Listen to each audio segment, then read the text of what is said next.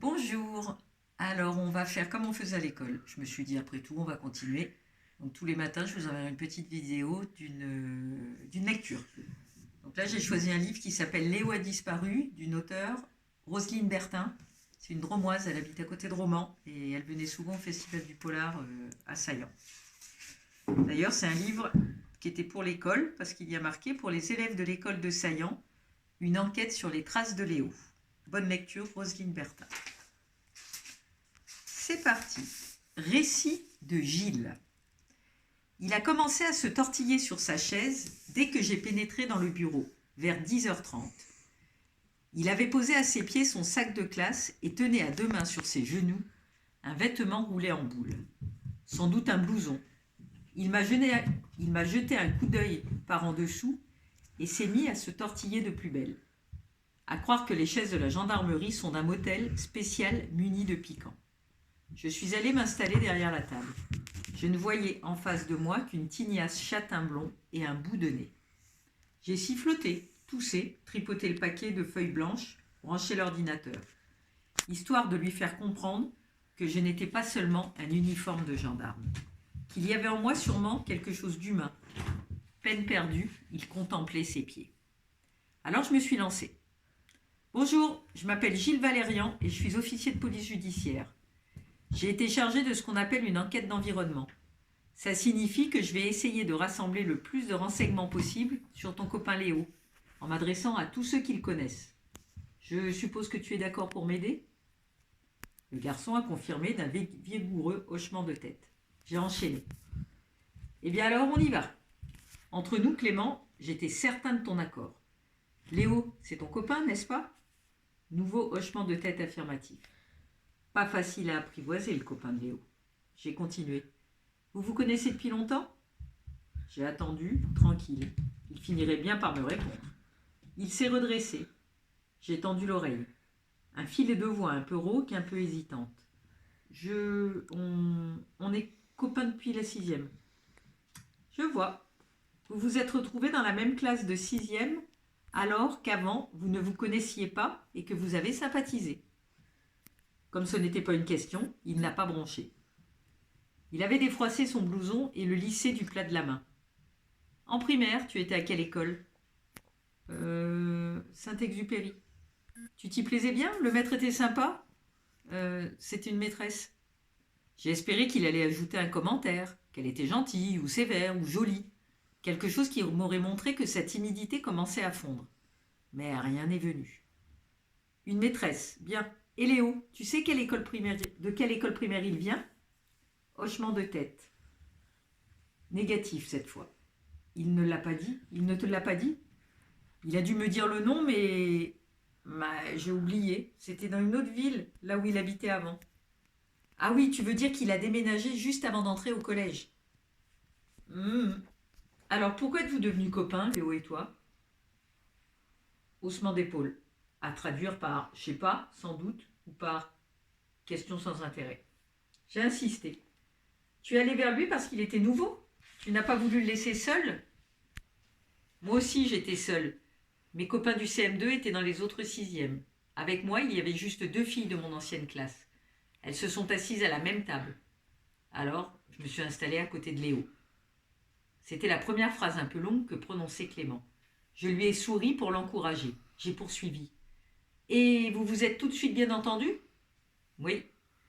Vous avez les mêmes goûts peut-être ? Qu'est-ce que tu aimes faire en dehors de l'école ? Tu joues au foot ? Tu as un VTT ? Tu écoutes de la musique ? Tu regardes la télé ?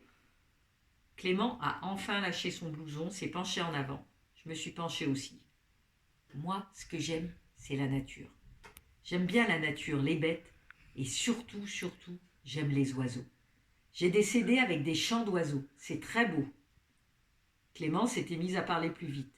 Ses narines palpitaient, ses yeux brillaient. J'ai demandé. Tu as un jardin ? Oui, mais c'est pas chez moi, c'est chez mes grands-parents. Tu y vas souvent ? Très souvent, toutes les semaines. Et Léo, il va avec toi ? Parfois, lui, il aime beaucoup les animaux. C'est sa passion. Plus tard, il voudrait être vétérinaire. Ah, beau métier. C'est donc la nature qui vous a rapproché en 6e. Et cette année, vous avez continué à bien vous entendre ? Oui. Vous êtes assis l'un à côté de l'autre ? Non, pas toujours, mais presque. Le matin, quand vous arrivez au collège, vous vous retrouvez à quel endroit précisément? Haussement d'épaule, puis non, c'est pas la peine, on se voit. Ce matin, tu l'as vu? Non. Tu en es sûr? Oui, j'ai insisté. Léo a disparu, Clément. Ce serait grave si tu mentais. Je ne mens pas. Il a précisé. Je n'ai absolument pas vu Léo ce matin. Il faut me croire, monsieur.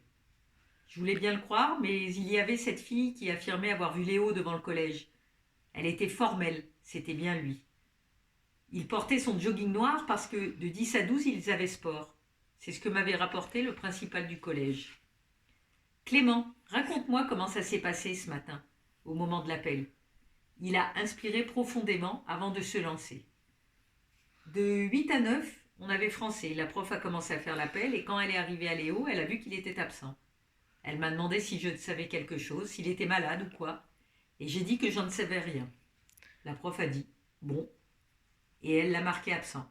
Elle allait continuer l'appel, seulement Estelle a levé la main. La prof lui a demandé ce qu'elle voulait et Estelle a répondu que ce matin, elle avait vu Léo. Voilà. Et ensuite, qu'est-ce qui s'est passé? On a pensé qu'il était en retard, qu'il avait été convoqué à la vie scolaire et qu'il allait arriver. La prof a mis retard et elle a commencé le cours. Sans plus se préoccuper de Léo? C'est ça. Mais au bout d'un moment, Estelle a demandé Eh madame, et Léo? Il est toujours pas là? Alors la prof a envoyé la déléguée et Estelle chez la CPE parce que tout ça, ça lui semblait quand même bizarre. Et ensuite, la CPE, elle est venue dans la classe pour nous interroger, puis le principal. Pourtant, personne n'a vu Léo. Personne. Sauf Estelle. Oui, sauf Estelle. Tu ne crois pas qu'elle a pu se tromper, confondre Léo avec un autre garçon en jogging noir? Elle dit que non, elle dit que c'était bien lui. Et personne ne sait rien? Non. Il ne t'a rien dit de spécial hier quand vous vous êtes quittés? Non. Vous vous quittez à quel endroit? Devant le collège? Oui, à la grille. Moi je prends le quart de ramassage et lui il rentre à pied. Et on se dit salut. Hier soir vous vous êtes dit salut et tout était exactement comme d'habitude, tu en es sûr? Ah oui monsieur, ça j'en suis sûr. La voix de Clément s'est brisée sur le dernier mot. Je l'ai regardé. Son mince visage tendu vers moi, ses yeux envahis par l'angoisse. J'ai dit précipitamment Non, ne t'inquiète pas, il n'est rien arrivé à ton copain. Je pense, moi, qu'il a fugué, tout simplement. C'est pour cela que je te demandais si hier, quand vous vous êtes quittés, c'était comme d'habitude. Il a peut-être prononcé une phrase, fait une allusion. Non, non, rien. Et puis Estelle, elle l'a vu ce matin. En admettant qu'elle l'ait vu, qui nous dit qu'il n'est pas reparti après? Clément a levé vers moi un œil incrédule. Mais pourquoi il serait reparti? Pour échapper à un contrôle, par exemple, un contrôle qu'il n'avait pas révisé et qu'il ne voulait pas faire. Vous n'y aviez rien de prévu pour ce matin? Le regard de Clément s'est éclairé, tandis qu'il criait presque. Mais si, on avait de la grammaire, et Léo déteste ça. Il dit que les accords, la conjugaison, l'orthographe, c'est stupide, que les animaux sont plus malins que nous, qu'ils vont à l'essentiel. En fait, le contrôle, il était drôlement dur en plus. Il a eu raison de ne pas venir le faire, Léo. Il riait, détendu. J'en ai profité pour lui proposer. On pourrait mettre par écrit ce que tu viens de me dire, d'accord? Donc, tu t'appelles Clément Molinier et tu es né le... Voilà, premier chapitre.